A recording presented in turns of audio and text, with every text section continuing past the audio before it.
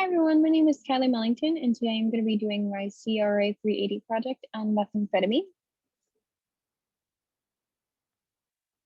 So to begin, I have the history of methamphetamine. So methamphetamine was first developed in Japan in 1919. At the time, meth was easier to make and was more potent. Methamphetamine was used by both sides of troops in World War II to keep them away. After the war, methamphetamine abuse by injection reached epidemic proportions, while supplies stored for military use became available to the Japanese public. And between the 1950s to the 1990s, the abuse of the drug spread more rapidly as more people started to use the drug.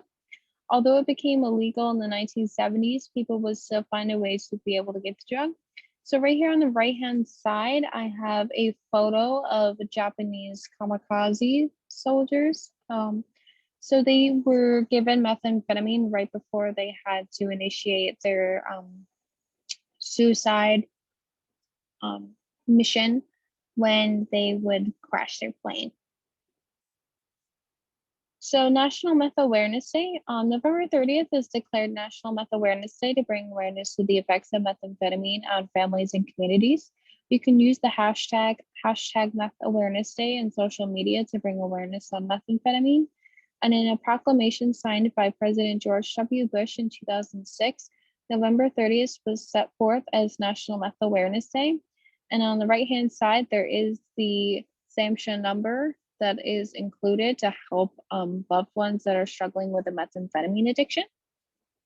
So what is methamphetamine? Methamphetamine is a synthetic stimulant that is addictive and can cause considerable health adversities that sometimes result in death. Meth can be smoked, snorted, injected, or taken orally and is often used with other substances such as cocaine or heroin, but it is not limited to those. There are 3 different types of methamphetamine. They include crystal meth, speed, and base. As mentioned before, people can smoke, inject, snort, or they can even swallow a pill of methamphetamine. And in some cases, people take methamphetamine in the form of binging, or also known as run, giving up food and sleep while continuing to take the drug every few hours for up to several days. So here I have forms of methamphetamine. So right here on the top, we have crystal meth, which is also known as ice. Right here on the right-hand side, we have powder meth, which is also known as speed. And right here on the bottom, we have base meth, which can come in multiple different colors, such as yellow or brown. Statistics on methamphetamine use: from 2015 to 2019, the number of deaths linked to methamphetamine use rose from 5,526 a year to 15,489 a year, which was roughly an 180% increase. According to SAMHSA, about 2 million people aged 12 years or older use meth in any given year, while about 500 people each day try meth for the first time. And between 2015 to 2019, methamphetamine was primarily used as by white people.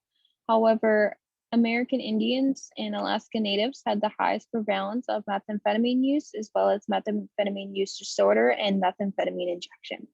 And right here on the right-hand side, I have the statistics from 1990 to 2019 of the number of all ages of drug overdose involving psychostimulants, which is primarily methamphetamine by opioid involvement. So as you can see, the numbers have rose all throughout the years.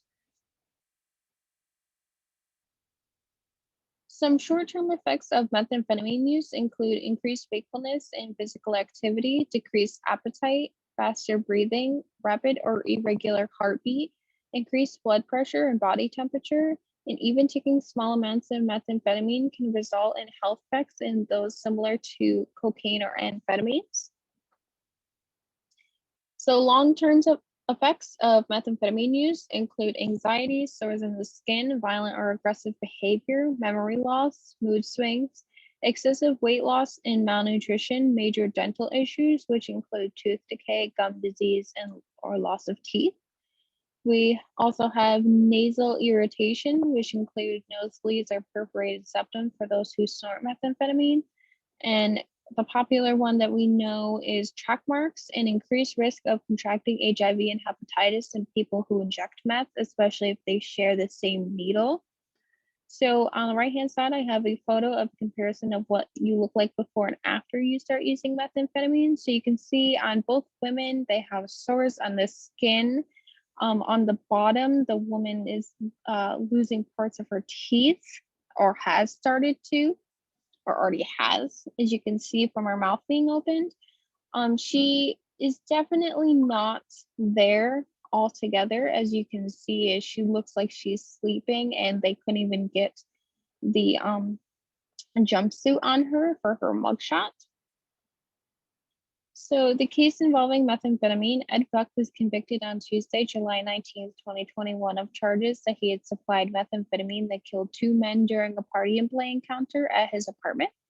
Jamel Moore and Timothy Dean were the two victims of Buck's party and play, and it was stated that Buck had a dangerous fetish, which led to the death of the two African American men. And the verdict concluded with a 2-week trial that featured harrowing testimony by the men hired by Buck to show off their bodies in underwear and get high on crystal meth and the party drug GHB. So on the right-hand side, we have a photo of what Ed Buck looked like during his trial. He almost had a third victim as well. However, he did not overdose as the other two did. So he was able to contact the police and let them know what was going on. So treatment for methamphetamine use, the phone number is useful is the 1-800-662-4357, which is the one that I listed in the beginning. The last four numbers would be HELP.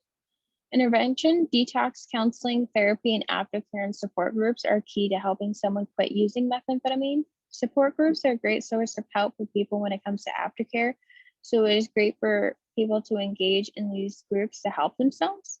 The goal of intervention is to help people struggling to get into addiction recovery and rehabilitation. Detox is medically supervised by professionals and ensures a safer and more successful treatment plan.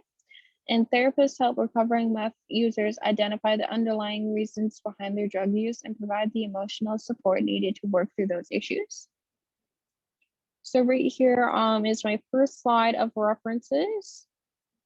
And then I have the last slide. And thank you very much for taking your time to review my project on methamphetamine.